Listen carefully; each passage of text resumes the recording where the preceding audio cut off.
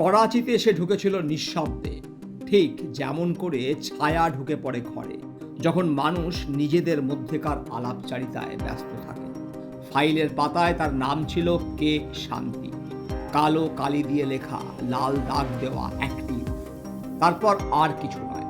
করাচিতে তার নাম হলো নূর ইনায়েত, একজন স্কুল শিক্ষিকা। নরম গলায় কথা বলে, চোখ নামিয়ে হাঁটে, এমন একজন মানুষ যাকে মনে রাখার কোনো কারণ নেই। আর ঠিক এই কারণেই তাকেই বেছে নেওয়া হয়েছিল। 1971-এর যুদ্ধ উপমহাদেশের মানচিত্র বদলে দিয়েছিল, কিন্তু মানচিত্রের বাইরের যুদ্ধ তখনও চলছিল, নীরব, অদৃশ্য, রক্তহীন। ভারতীয় ইন্টেলিজেন্স রয়ের দরকার ছিল পাকিস্তানের ভিতরে এমন দুটো চোখ যা পাকিস্তানের অন্দরমহলের খবর দিতে পারে সবার নজর এড়িয়ে।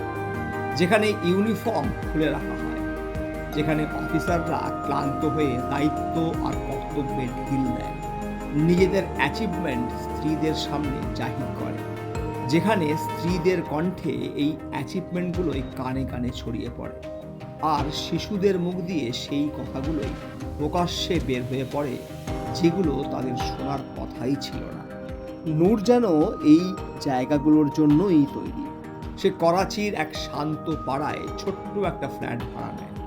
করাচির এক সম্ভ্রান্ত ইংরেজি মাধ্যম স্কুলে শিক্ষকতার চাকরি নেয়, যেখানে আর্মি অফিসারদের ছেলে মেয়েদের ভিড় বেশি।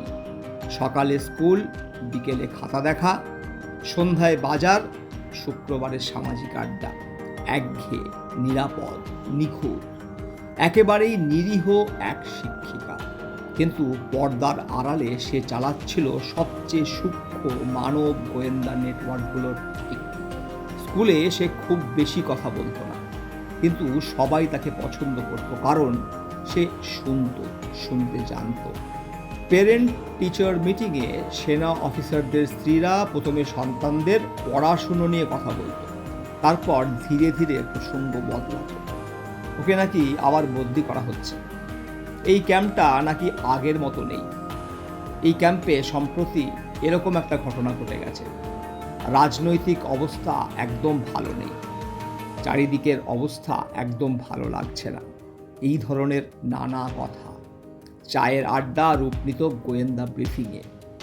নূর মাথা নেড়ে শুধু শুনত, কিছু লিখত না, কিছু জিজ্ঞেস করত না।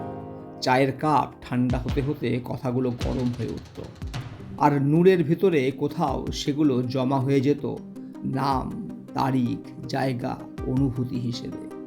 জন্মদিনের পার্টিতে সে থাকতো কোনায়, বাচ্চারা দৌড়াতো, পুরুষেরা হাসতো, জন্মদিনের পার্টিগুলো হয়ে উঠত নিঃশব্দ নজরদারির কেন্দ্র।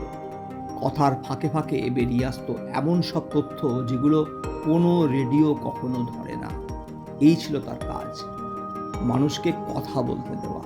বছরের পর বছর সে তথ্য পাঠিয়েছে, কোডে নয়, কাগজে নয়, রেকর্ডে নয়, শুধু স্মৃতিতে ধরে রেখে। তার হ্যান্ডলারদের সঙ্গে দেখা হতো খুব কম, বছরে বড় জোর 2 থেকে 3 বার। পার্কে, ভিড়ের মধ্যে, 1 কাপ চা, 2টো বাক্য, তারপর যে যার নিজের মতো আলাদা হয়ে যাওয়া। তারপর একদিন সব থেমে গেল। স্কুলে সে আর এলো না, ফ্ল্যাট তালা বন্ধ, প্রতিবেশীরা কিচ্ছু জানে না, পুলিশের কাছে কোনো নথি নেই, কোনো গ্রেপ্তারি রিপোর্ট নেই, সীমান্তে কোনো রেকর্ড নেই। সে যেন হাওয়ায় মিলিয়ে গেল, স্রেফ যেন উবে গেল। ফাইলের পাশে লেখা হলো স্ট্যাটাস আননোন। কেউ বলে সে এই জীবন থেকে চিরতরে মুক্তি নিয়েছিল, ইরানের পথে নিরাপদে বেরিয়ে গিয়েছিল। কেউ বলে পাল্টা গোয়েন্দারা খুব কাছে চলে এসেছিল।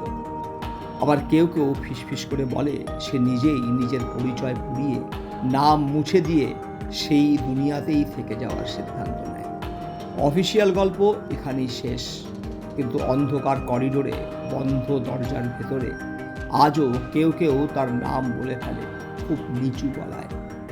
নায়িকা হিসেবে নয়, শহীদ হিসেবেও নয়, বরং সবচেয়ে নীরব এবং ধারালো অস্ত্র হিসেবে, একটি সতর্ক বার্তা হিসেবে।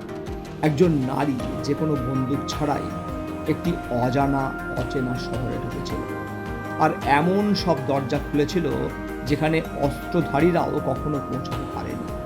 পৌঁছাতে পারে না। ছায়ার নাম কেউ মনে রাখে না, কিন্তু ছায়া সব দেখে। সামাজিক সচেতনতামূলক এই ধরনের আরও ভিডিও পেতে অবশ্যই এই চ্যানেলটি সাবস্ক্রাইব করার পাশাপাশি বেল আইকনটিও প্রেস করে রাখুন। কে শান্তি ওরফে নূর ইনায়েতের কথা আরও মানুষের কাছে পৌঁছে দিতে ভিডিওটি অবশ্যই শেয়ার করুন। ধন্যবাদ।